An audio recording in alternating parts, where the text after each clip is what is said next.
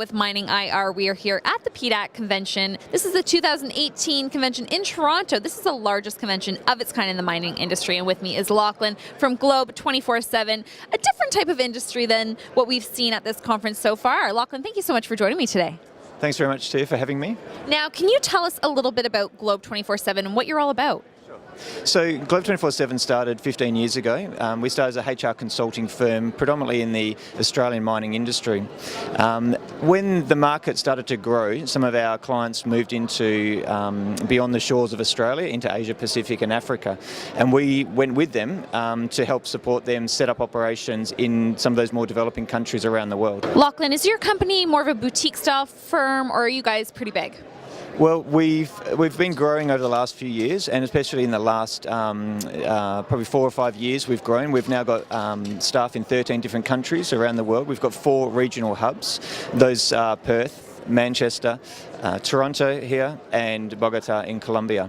And what we try to do is try to service the companies both at a corporate level but also at a site level. And we think it's really important to be both supporting companies from those 2 different areas, because ultimately it's not just about what happens in corporate, it's about what happens on the ground as well. And from a HR perspective, that's really important to us, is to be close to those people. Now, when you're supporting these companies, do you mean physically being there, or are you doing a lot of this business via email, via Skype sessions, that type of thing? It depends on the assignment, but a lot of the work that we do is site-based. So we will try to send and have a consultant local to this operation, and that may be spending time in Africa, spending time in Colombia, spending time in Peru, wherever the operation is that we need to be to. Because ultimately, again, the people who dig the dirt out of the ground are the people who are at site. They're not sitting in a corporate office. And so we have to cater to both of those groups. Now, you also work with a lot of startup companies, and you get them, off the ground. What do the first steps look like? It's a good question, and in fact the first step would be around developing a really robust and solid HR management plan, and that's always important to do that as soon as possible rather than waiting too late. The HR management plan typically will have a strong manpower plan. It'll be reviewing the organisational chart. It'll be looking at what the cost of the employment's going to be, and whether that's a company that's operating in Africa. It might be around expatriate costs. It might be around national costs. It'll be looking at the site conditions. It'll be looking at what the requirements are from a training and workforce development strategy, a recruitment strategy, a sourcing strategy. There are so many parts to setting up a solid HR management plan, and that's what we help companies with. Now, for the most part, are you walking into companies that don't already have something in place, or are you taking what their HR plan is currently and modifying it? We do both. Sometimes a lot of the juniors don't have a full-time HR manager. They don't even need a full-time HR manager. And so our role sometimes is just to provide some support through the startup of that stage, and then we'll hand over once they've got that put in place. But they're not big enough at that stage. But they still need the basics, employment contracts and advice and counsel on what the roster should be for that operation. So that's really where we might support them. But then there's other companies that have been operating for years, and that HR department will just need a review, maybe an audit, maybe a look at to see how they're going in light of what's happening on a best practice point of view across the world. Well, I can imagine that a lot of these companies have had an HR plan in place for years, but they don't go through and modify it and take a fine-tooth comb and see what's not working. That's correct. And we're in 2018. We're going to 2020. We're not 10 years ago. The industry is changing, the global workplace is changing. We can't ignore the fact that there's a whole group of people coming into the industry that are younger. They've got different ways of doing what HR means to them is very different. And I think that's where a lot of companies can put a plan in place, but that plan will always be iterative. It will always change, and it needs to be reviewed almost on a 6-monthly basis, because the world changes, as we know. Lachlan, after you've implemented the HR management plan, what are the next steps, and how do you maintain business with these companies? So once the plan's been created, it's about implementing that plan. It's all well and good to have a piece of paper about what this plan will be for our organisation, but there's a reality to that. And so it's about implementing that program that's put in place. And as I said earlier, it's about changing that plan as the reality becomes known. Once you get into a certain country, into a certain jurisdiction, or there might be a change to a mining code or a mining law that has an impact on the workforce. Within our business, we've provide a great deal of services across the HR spectrum, whether that be from executive to single search to compensation benchmarking to national and expatriate training and development.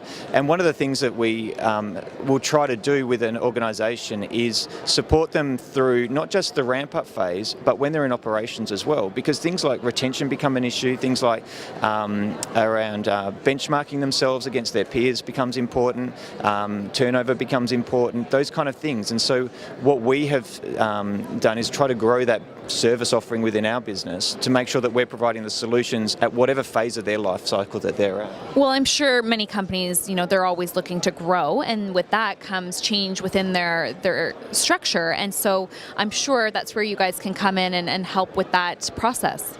Yeah, correct. And change is something that's always going to hit us. Even though the mining industry is fairly standard and consistent in the way that it goes about its life cycle, there's a new culture, a new company that is going into a new culture or into a new country.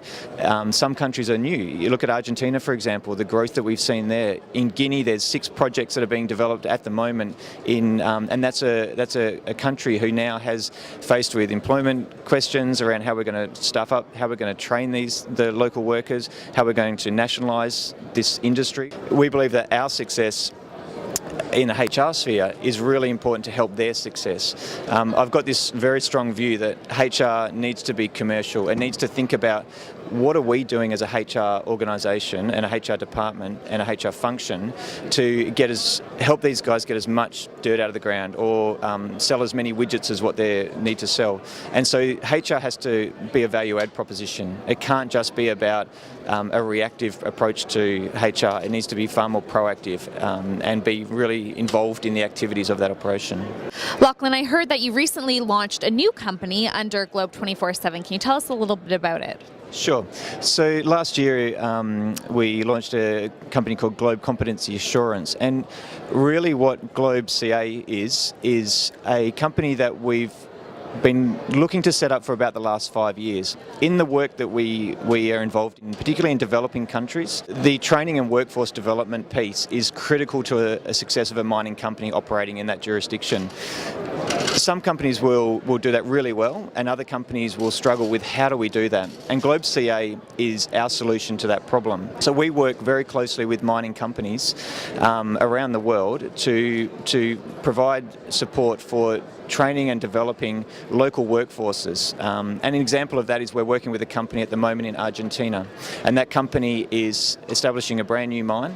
They have 6 different communities that they've got to recruit locally from and source locally from, and the question is, well, how? How can we source and assess and attract and recruit these people into our multi-hundreds of millions of dollars operation successfully? We want that community engagement. And what's the answer to that? The answer is that we use an assessment tool. We use an assessment tool where we work closely with a community relations team and the Globe CA team, and we will take that assessment tool out into a community, and we will allow any person that wants to be assessed to go through the assessment tool. We use a tool called a Dover assessment, and the Dover assessment enables us to, whether the person can read or write, is male or female, can speak English or not speak English or whatever language they speak to, and we will assess them to know, is this person capable of being trained? Now, it doesn't mean that they will get trained and they will be 100% successful in that role, but we take the big bucket of people that want a job in the mining industry, and we get it into a smaller bucket that these are the people who may be able to be trained up, and then put them onto a training program that might take 2, 3, 4 years, but we're identifying in the early stages people who have never seen a piece of equipment before, they've never worked on a plant before, and we're identifying those people, and it's a great addition to what we can help with companies for. Well, I think it sounds like that'll be, a big component of what's going on in 2018 for you guys. Now, I'm sure with your experience, you've seen companies who have implemented the plan wonderfully, and I'm sure you've seen a lot of people implement it very unsuccessfully. In your opinion, what makes a company successful? It's a really good question, and I guess there's lots of different answers because there's lots of different parts to that question. But what I would say is that it always starts from the top. Leadership the leadership of an organisation will drive the success of the culture of the organisation or the lack of success of the culture. That's undeniable, whether you're in a small business or a big business. It's about what is the CEO, the COO, from a corporate perspective, a general manager at site, from a local perspective, they're going to drive the culture. I'd also say communication is really important as well. There's lots of different ways to communicate, and again, 2018, we have to move from just emails. Site-based people, they get hundreds of emails a day, corporate people. So it's about having different communication, formal and informal communication methods put in place. And staying innovative, right? Correct, that's right. It's really important to stay in touch with what's going on. And we're all busy. Everyone is really busy, and to do that. And I guess that's where sometimes having that support about, well, what is the best way that I can communicate with this group of people? What is the easiest way that we can get this message across? And there's different varieties of that. And the other thing I'd say from a success, thinking about the HR department in particular, is it's about being contemporary. It's about understanding that we can't do this like we did 10, 15, 20 years ago.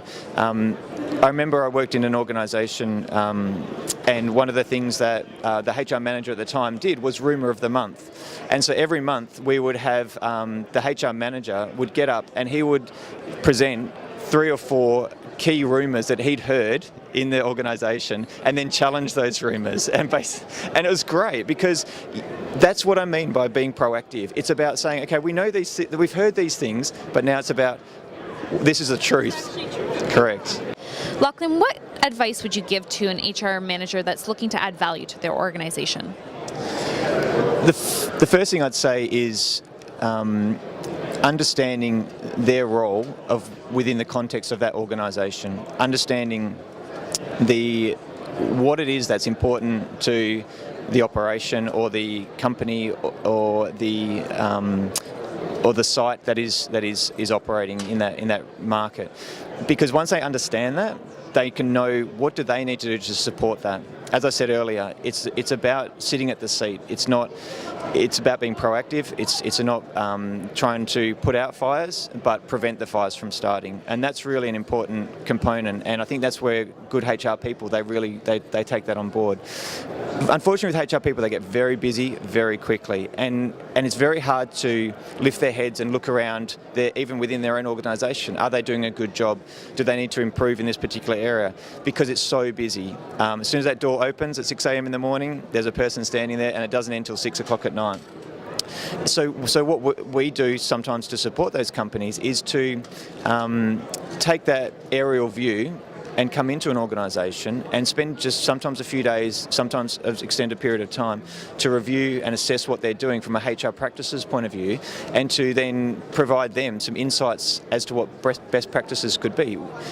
We're in a fortunate position where we deal with companies all around the world and have done for 15 years. So we kind of have an idea about what the market is doing, what some practices are that you could be doing. And really that's what I think the HR manager doesn't always have time to understand that. And that's where we provide that service.